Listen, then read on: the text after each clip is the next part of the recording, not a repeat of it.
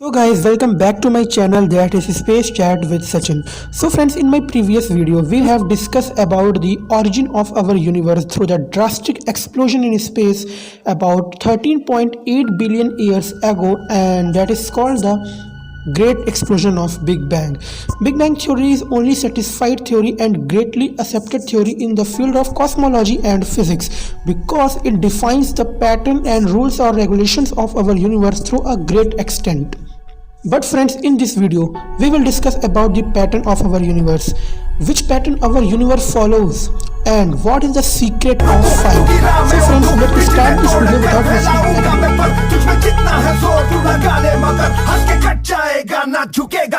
nearly 14 billion years पहले एक space में बहुत बड़ा एक्सप्लोजन हुआ था जिसका नाम था big bang. Well guys, big bang theory is a widely accepted theory in the field of cosmology, but there are some theories also like the inflation universe theory. Inflation universe theories भी है और bubble universe theory है, multiverse theory है, जो कि cosmology की field में आई थी. डिफरेंट साइंटिस्ट ने अपना व्यू रखा था, but they cannot define the some rules and regulation of physics, classical physics, quantum mechanics. So scientists and panel of cosmologists accepted the big bang theory in a wider big bang theory जैसे जैसे आगे promote होती गई वैसे वैसे इसको acceptance मिलती गई और बिग बैंग थ्योरी ने कॉस्मोलॉजी की फील्ड में एक बहुत ही मजबूत जड़ बना ली, क्योंकि ये ज़्यादातर क्वेश्चन के आंसर एकदम सटीकता से दे रही थी. बट कुछ क्वेश्चन ऐसे थे जिन पे अब भी क्वेश्चन मार्क लगा हुआ था. बट फ्रेंड्स, इस वीडियो में बात करने वाले हैं कि बिग बैंग जब हुआ हमारा स्पेस एग्जिस्टेंस में आया, टाइम एग्जिस्टेंस में आया. So what are the patterns of space and time, what are the patterns of gravity that follows from the 13.8 billion years ago. We have found that there are some particular pattern and some well-defined pattern which universe follows, and that pattern are called the golden ratio. So what is the golden ratio?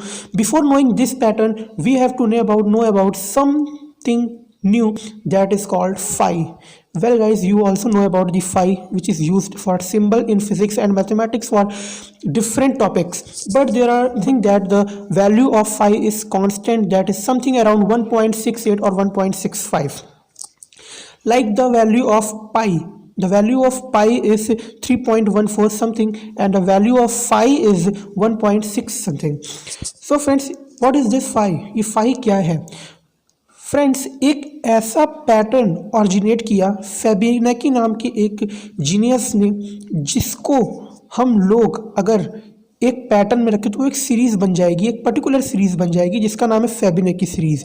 यानी कि हमारे आसपास जितनी भी चीज़ें हैं वो सब एक लीनियर प्रोग्रामिंग द्वारा बनाई गई हैं. एक तरह से कह सकते हैं कि बहुत बड़ा कंप्यूटर सिमुलेशन जैसा प्रोग्राम है और उसमें जो सीरीज़ बन रही है वो एक तरह का पैटर्न फॉलो कर रही है. तो ये सबसे पहले समझते हैं कि फेबिनेकी सीरीज़ क्या होती है. फ्रेंड्स, फेबिनेकी सीरीज़ में वो ही नेचुरल नंबर्स आ सकते हैं जो अपने पिछले आए हुए नंबर के सम से बने हों.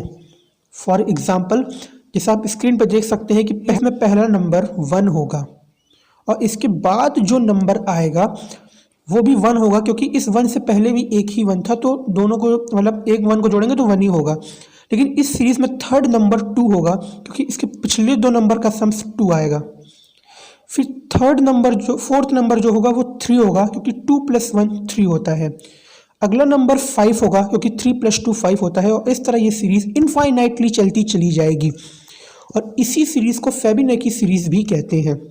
फ्रेंड्स, अगर हम लोग इसी सीरीज़ को 3D होलोग्राम में देखें या 3 डायमेंशनल ज्योमेट्री का यूज़ करके इसको ग्राफिकली रिप्रेजेंट करने की सोचें तो इसका शेप जो आएगा वो एक स्पाइरल शेप आएगा. और इस स्पाइरल शेप को अगर हम लोग और कंटेंट करके देखें तो ये डिफरेंट स्क्वायर से मिलके बना होगा. अब मैं आपके सामने स्क्रीन पे इसी सीरीज़ को एक गोल्डन रेशियो में चेंज करने वाला हूँ. फ्रेंड्स, एक स्क्वायर इमेजिन करिए जो कि 1 सेंटीमीटर के साइड का हो और 1 सेंटीमीटर के 2 स्क्वायर सब ले लीजिए, दोनों को साइड बाय साइड रख दीजिए और दोनों की साइड मिला के एक बड़ा रेक्टेंगल बनाइए, तब वो 2 बाय 1 सेंटीमीटर का हो जाएगा.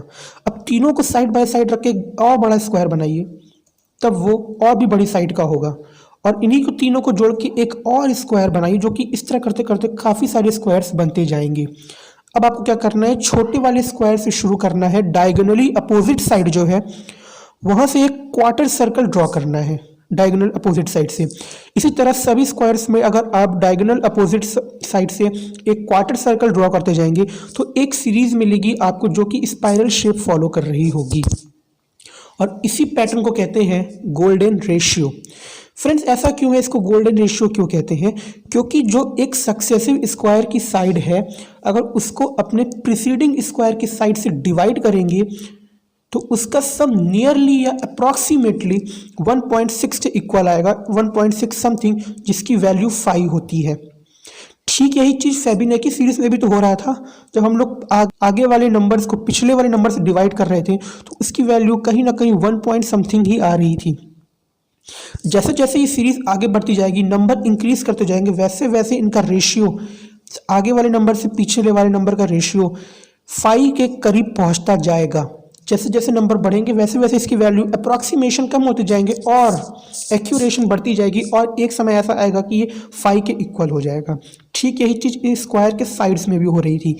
आगे आने वाले स्क्वायर के साइड्स को पिछले वाले स्क्वायर के साइड से डिवाइड करेंगे तो इनका सम जो है या इनका रेशियो जो है वो 5 के इक्वल होता चला जाएगा। और अगर आप यही चीज़ अपने नेचर में देखें, फ्लावर्स को, गैलेक्सीज को, नेबुलेस को, यूनिवर्स के ऑरिजिन को, तो वो कहीं ना कहीं स्पाइरल शेप ही फॉलो कर रही थी।